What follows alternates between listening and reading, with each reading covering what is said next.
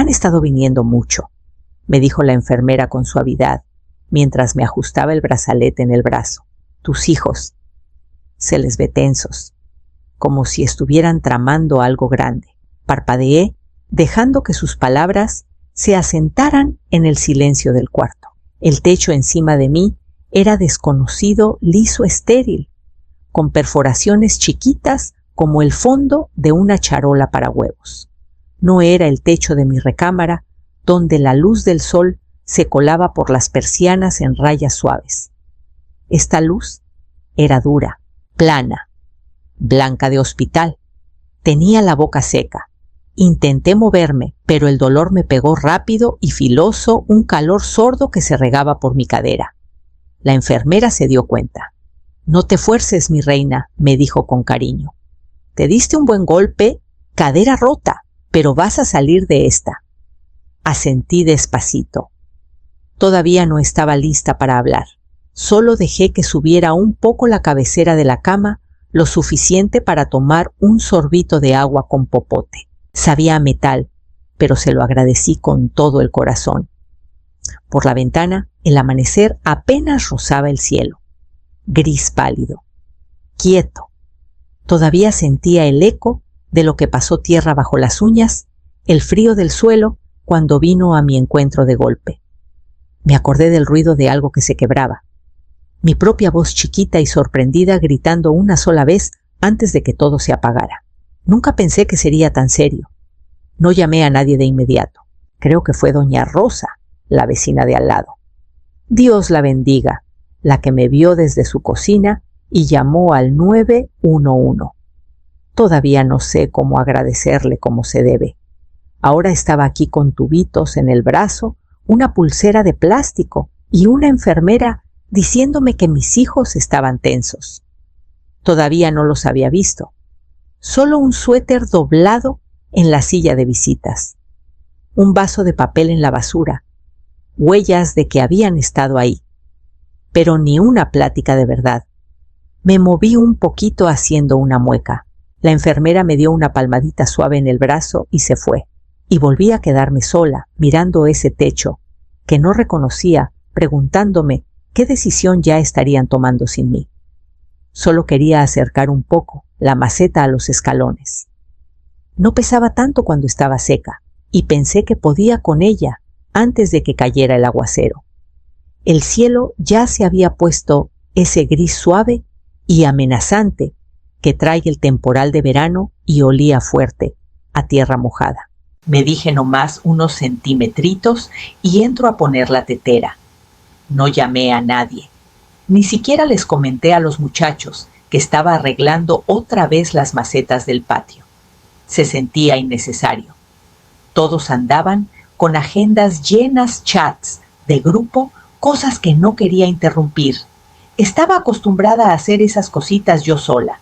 Era mi manera calladita de seguir siendo yo. Pero la maceta se atoró en un ladrillo disparejo y no se movió. Cuando le eché ganas el pie, se me fue. El dolor llegó de golpe, pero lo que más miedo me dio fue la quietud. Después, darme cuenta de que no podía levantarme, ni siquiera sentarme. Me quedé ahí tirada hasta que doña Rosa me vio desde su ventana y llamó a emergencias. Todavía no encuentro cómo pagarle el favor. Ahora estoy aquí recostada, en esta cama ajena, con cobijas bien dobladas alrededor de las piernas. Cada mañana llega una cara nueva con el desayuno. Mis hijos vienen por turnos, Rebeca los lunes y jueves, Mateo después del trabajo, cuando puede Jimena y Elías se alternan los fines de semana. Traen flores, cuentitos del día, algún chiste de familia. Pero sus visitas se sienten cuidadosas, hasta educadas. Mateo trajo unas rosas de Castilla ayer, o más bien las puso en la mesa y dijo, ¿te las mandaron? Sé que no las escogió él. Ninguno de ellos lo haría. Las rosas de Castilla nunca fueron mis flores. Ahí están ahora, en el florero de vidrio, abiertas y pesadas, mirándome como guardianes. El cuarto huele un poco a desinfectante y a algo dulce que no identifico. Todos son amables. atentos. Pero hay una distancia sutil, como si me hubiera vuelto algo frágil, que están aprendiendo a manejar. Fue justo después de la cena cuando entraron uno tras otro, calladitos como abrigos doblados. Rebeca primero con una sonrisa demasiado suave para ser natural. Luego Mateo, quedándose cerca de la ventana. Jimena dejó su bolsa sin decir nada, y Elías acercó la silla extra a la cama. Por un momento no hablaron. Se oía el bip apagado del monitor detrás de mí y el zumbido del aire acondicionado contra los vidrios. Rebeca carraspeó.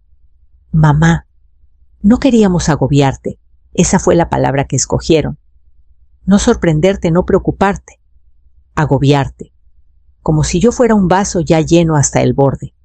Siguió despacio, midiendo cada palabra. Hemos estado platicando, nomás pensando en lo que viene después, cuando te den de alta. Mateo asintió con los brazos cruzados. Jimena estiró la mano hacia la mía, pero no la tomó del todo. Hay varias opciones, dijo Rebeca. Ya las vimos. Elías por fin habló. La primera es que te vengas conmigo. O con cualquiera de nosotros en realidad. Nos turnaríamos si se te hace más fácil. La segunda, agregó. Mateo es una residencia, no necesariamente para siempre. Tienen rehabilitación completa personal todo el día, médicos las 24 horas. Jimena se inclinó. Y la tercera, la que creo que te da más libertad, es quedarte en casa. Contrataríamos a alguien que se quede contigo full time y nosotros rotaríamos visitas. Seguirías teniendo tu privacidad, pero con apoyo. Se quedaron callados. Dejaron las palabras flotando.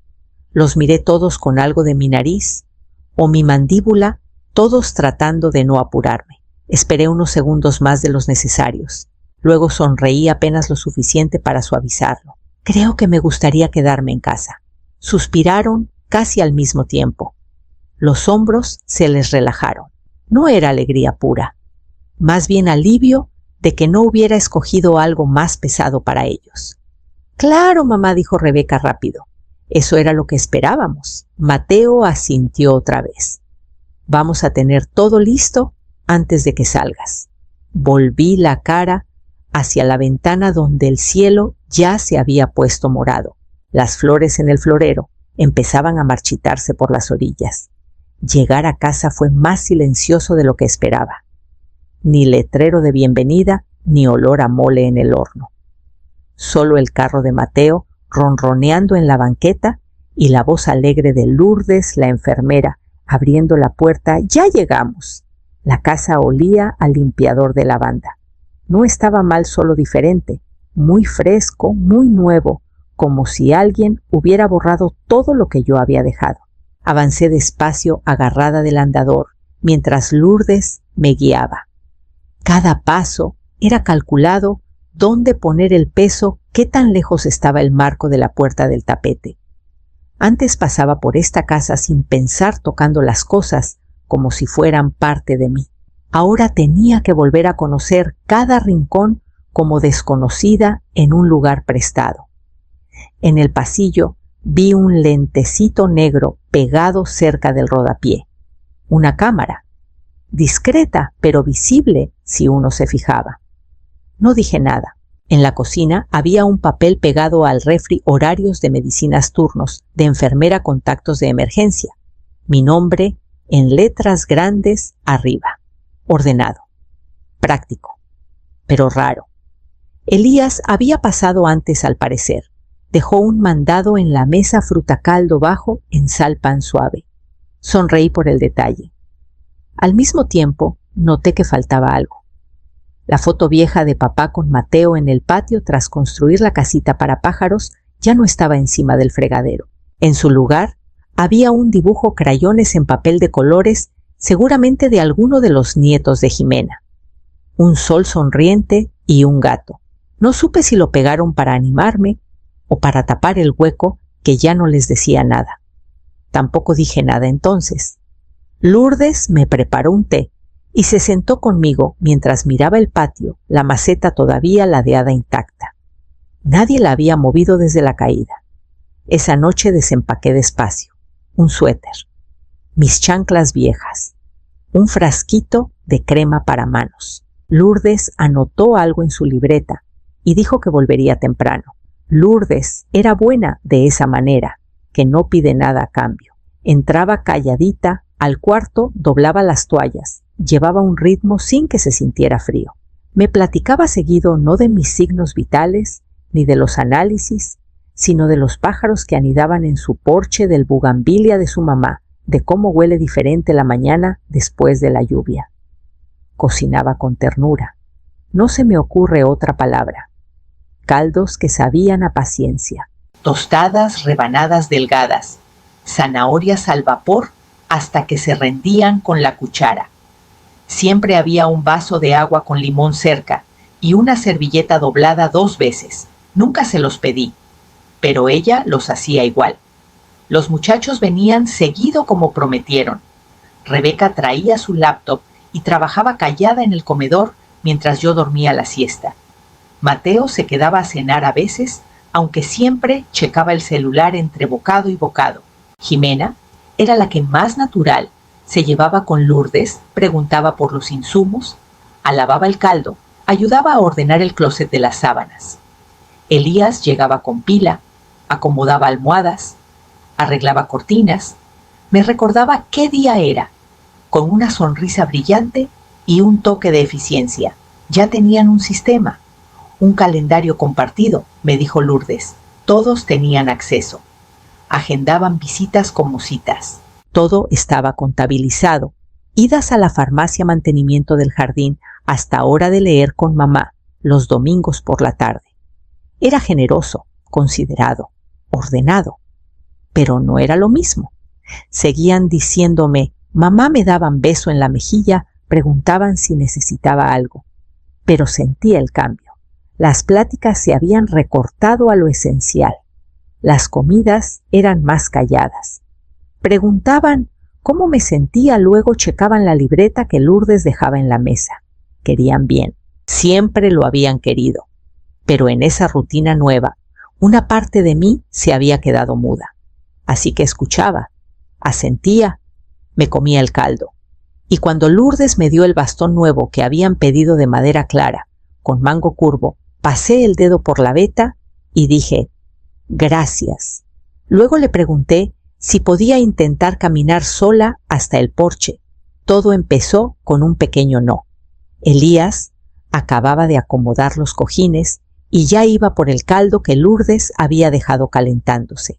Le dije lo más suave que pude, yo lo hago. Se quedó quieto, cuchara en mano, sorprendido. Lo repetí con sonrisa, quiero calentarlo yo.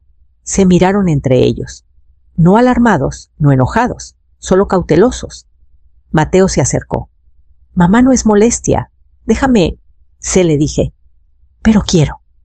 El cuarto se llenó de ese silencio delicado que viene después de una petición que nadie esperaba.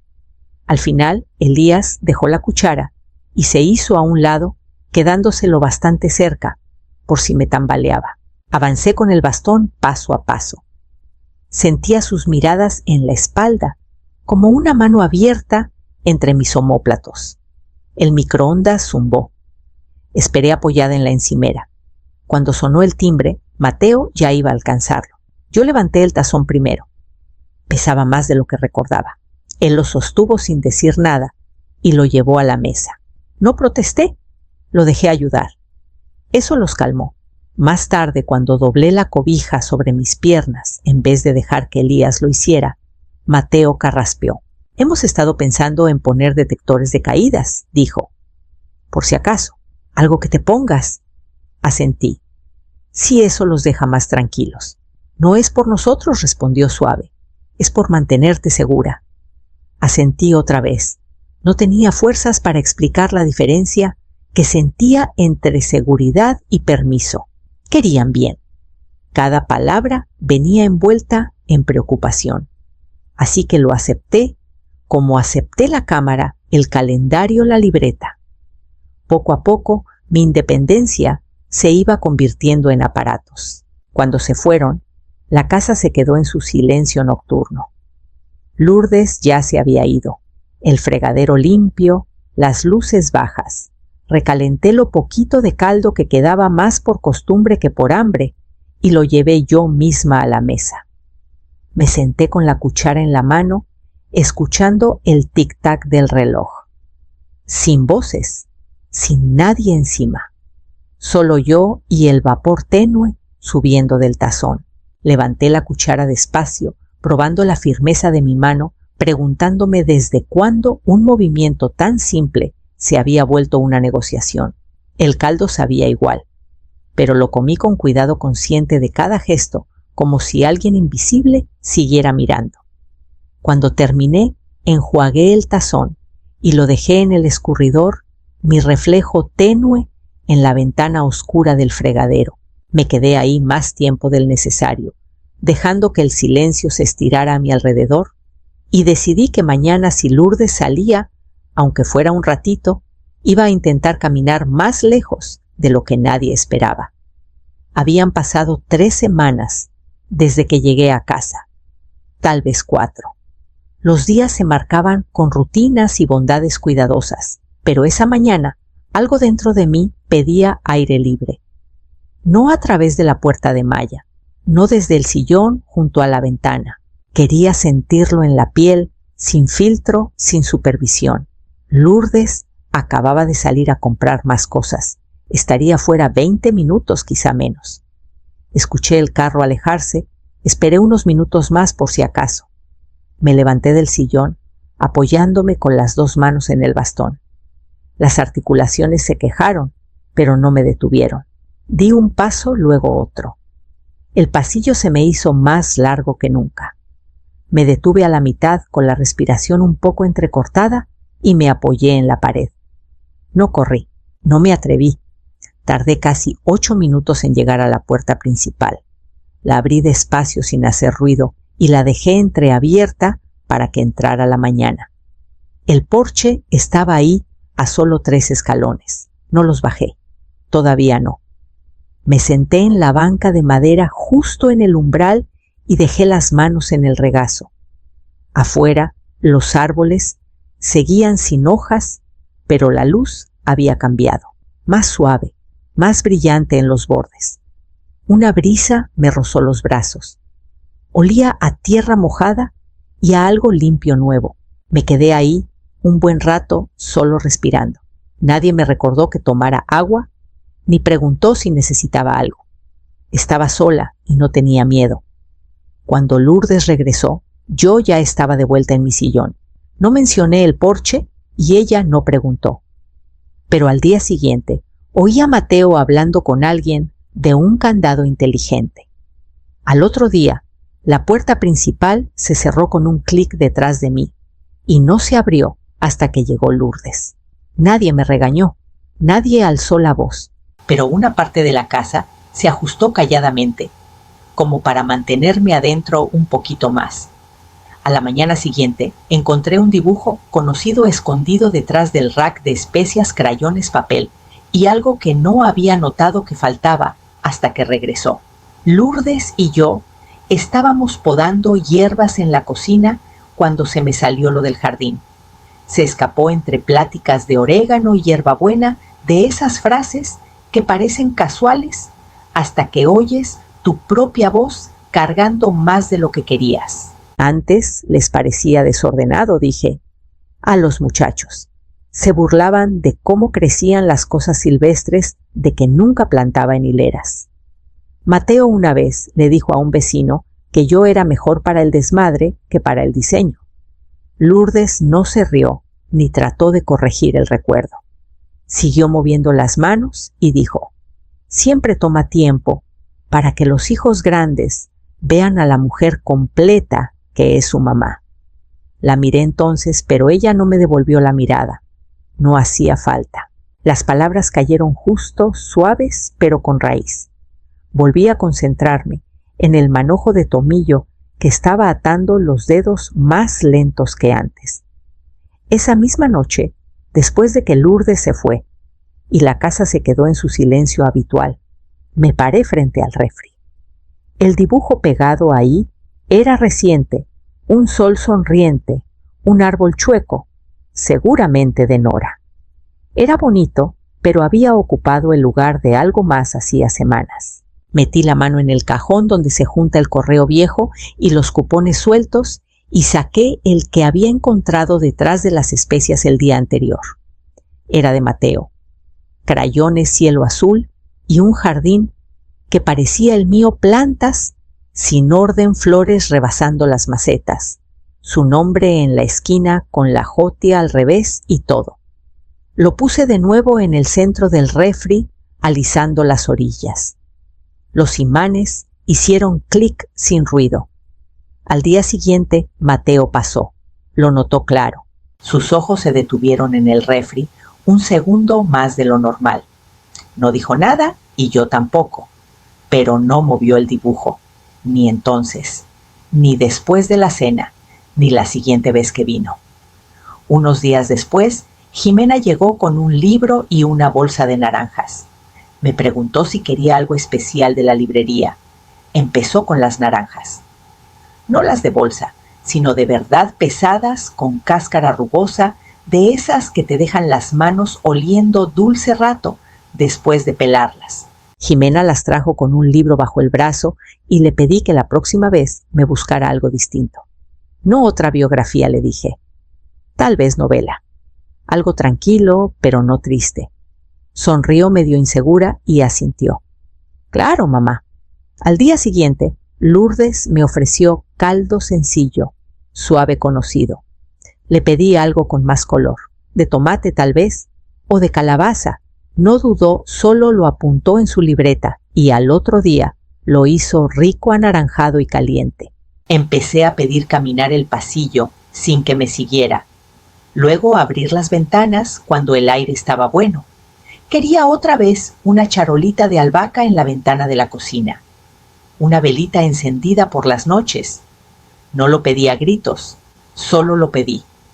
Al principio, los muchachos se sorprendían.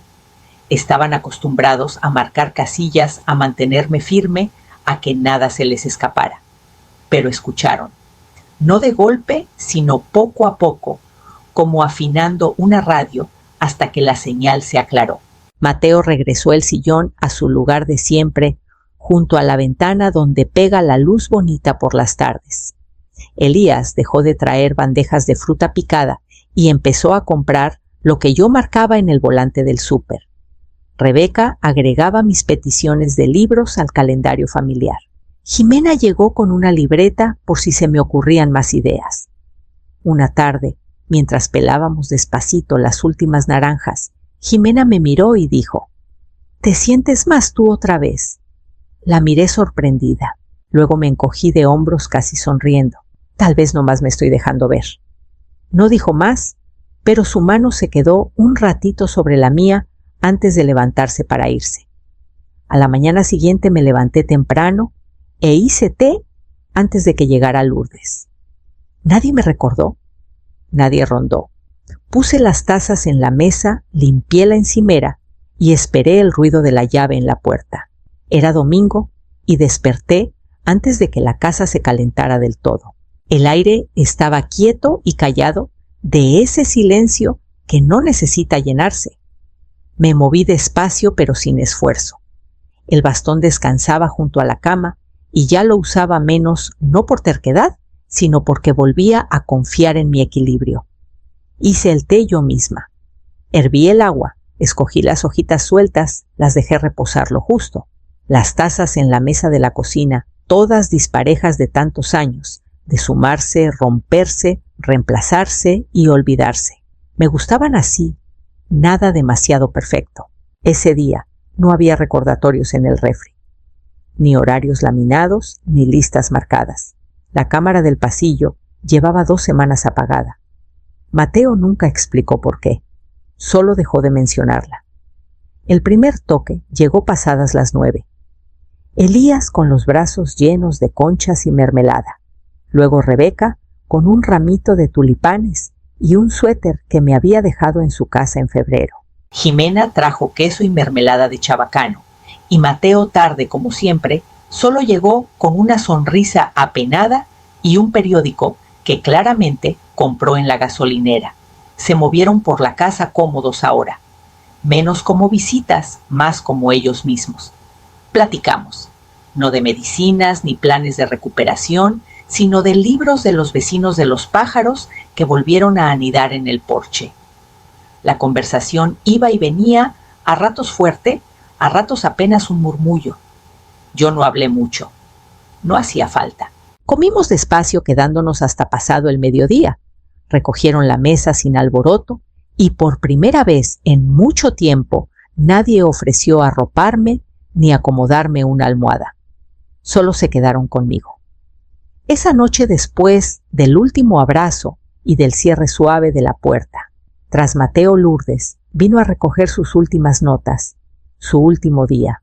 Me abrazó con cariño, dejó las llaves en un platito y dijo que iba a extrañar la paz de aquí. Cuando se fue, no cerré con llave. Al contrario, abrí la puerta un poco más y dejé entrar el aire de la noche.